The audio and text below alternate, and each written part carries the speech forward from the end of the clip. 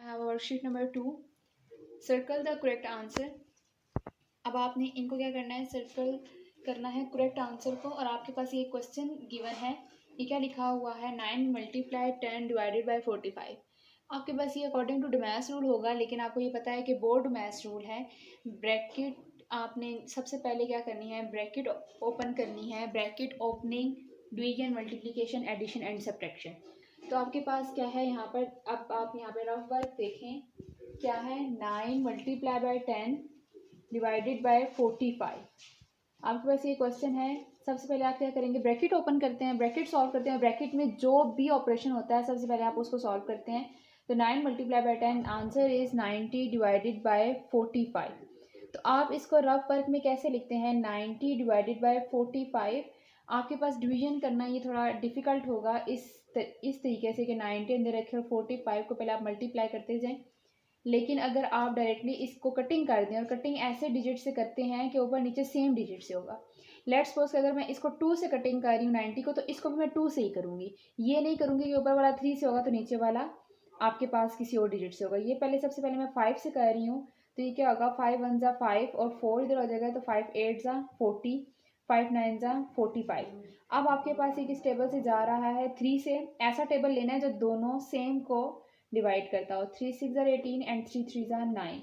Again ये 3 के table से जा रहा है, 3 1 ज़ा 3 एंड 3 2 ज़ा 6। तो आपके पास आंसर क्या आ गया है, 2। अब ये देखिए स्टूडेंट्स, आपके पास क्या है, the correct answer is 2 and you will circle the ए। आपके पास आपने सर्कल कर दिया है ए को। और अब आपके पास क्या है, HCF मीन। HCF मीन क्या, HCF का मतलब क्या है, हाईएस्ट कॉमन फैक्टर या फिर हाईएस्ट कंप्लीट फर्स्ट। तो आपके पास क्या होगा, आपको मैंने बताया हुआ है कि हाईएस्ट HCF का क्या मतलब है, highest common factor. Yes, you will circle A option. आपके पास करेक्ट आंसर क्या है, ए। अब आपके पास क्या है, फैक्टर्स ऑफ 12। फैक्टर्स क्या होते हैं, आप सबसे पहले ये देख लें कि फैक्टर्स होते हैं कि जिन टेबल में 12 आ रहा हो। तो किस किस टेबल, और उसके क्या 12 के क्या बनाने हैं आपने फैक्टर्स। तो 12 के फैक्टर्स क्या होंगे, 12 किस किस में आता है, 1 के टेबल में। और सबसे बड़ी बात जो आपने याद रखनी है कि फैक्टर्स में 1 एंड इटसेल्फ जो होता है वो मस्ट होता है। 1 एंड इटसेल्फ ये मस्ट है यहाँ पर।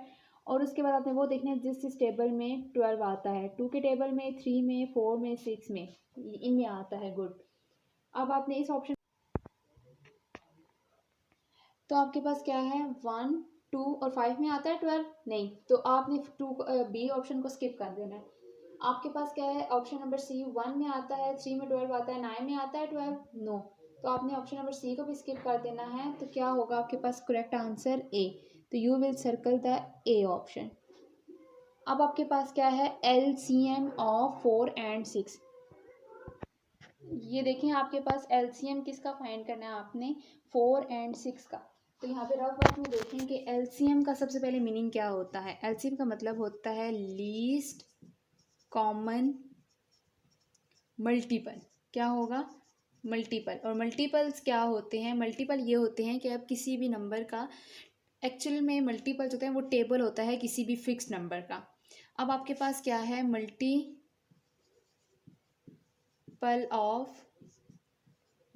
ऑफ 4 के मल्टीपल्स क्या होंगे, 4 का टेबल आपने लिखना है, 4 8 12 16 20 और आगे क्या हो जाएगा 24।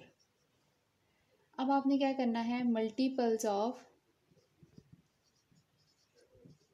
6। आपके पास क्या हो जाएगा, 6 12 18 24,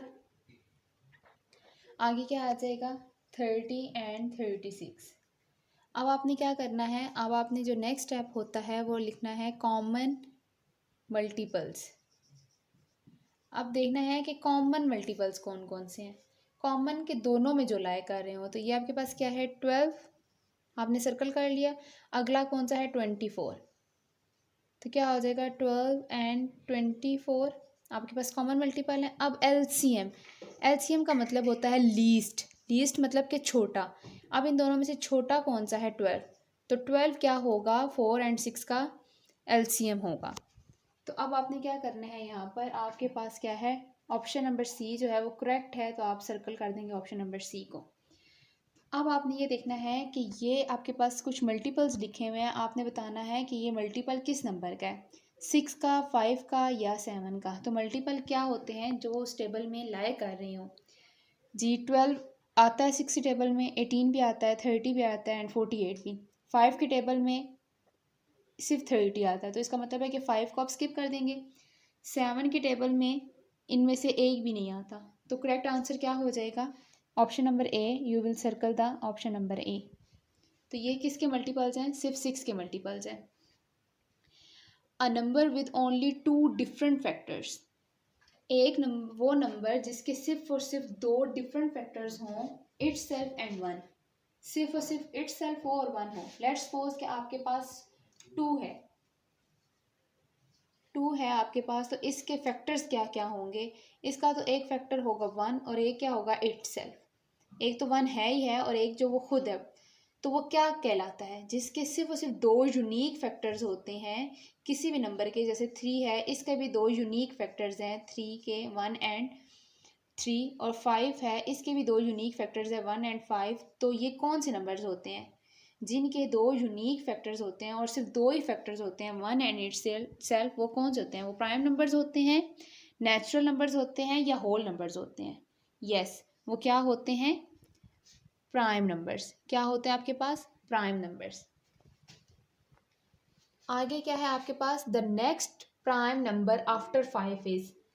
अब ये देखें कि प्राइम नंबर स्टार्ट कहाँ से होते हैं, प्राइम नंबर स्टार्ट होते हैं 1, 3, आगे क्या हो जाएगा 5, आगे आपके पास आता है 7, और फिर क्या आता है आपके पास 9। तो आपके पास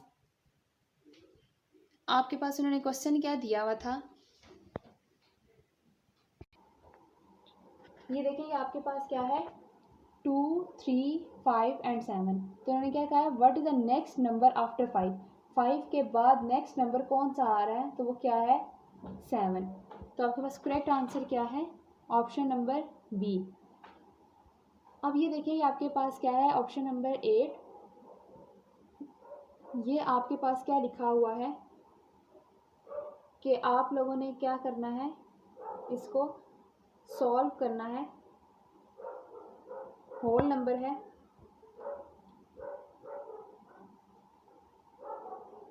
तो ये देखें आप इसको सॉल्व कैसे करते हैं। सबसे पहले क्या लिखेंगे, 4, 2 डिवाइडेड बाई 10 प्लस 7 1 बाई 10। तो आपके पास क्या हो जाएगा, 10 को 4 से मल्टीप्लाई करेंगे, 40 plus 2, 40 plus 2 divided by 10 plus 71 divided by 10। आपके पास आंसर क्या आ जाएगा, 42 डिवाइड बाई 10 प्लस 71 बाई 10। और इसको जब आप प्लस करेंगे 40 एंड 71, 3, 11। तो आपके पास क्या आ जाएगा 113 डिवाइडेड बाई 10। लेकिन आपका आंसर किस फॉर्म में आना चाहिए, होल फॉर्म में। तो आपने क्या करना है 113 डिवाइडेड बाई 10, तो आप क्या करेंगे माइनस, हेयर वी हैव। अब ये देखें आप इसको होल फॉर्म में आपने कैसे लिखना है, 11 आपका होल बन जाएगा, 10 आपका डिनोमिनेटर, और जो 3 है वो आपके पास न्यूमरेटर बन जाएगा।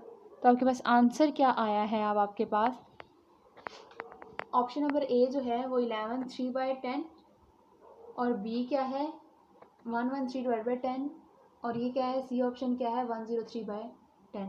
देखिए आंसर हमारे पास 113/10 आया था, लेकिन आंसर हमने किस में लाना होगा, होल फॉर्म में। तो आपने ये नहीं करना कि आपने इसी करेक्ट आंसर दे के आपने इसको सर्कल कर देना है। आपका आंसर, क्वेश्चन अगर होल फॉर्म में तो आंसर भी होल फॉर्म में आना चाहिए। तो आपके पास क्या आ जाएगा, ये आंसर आपके पास करेक्ट होगा।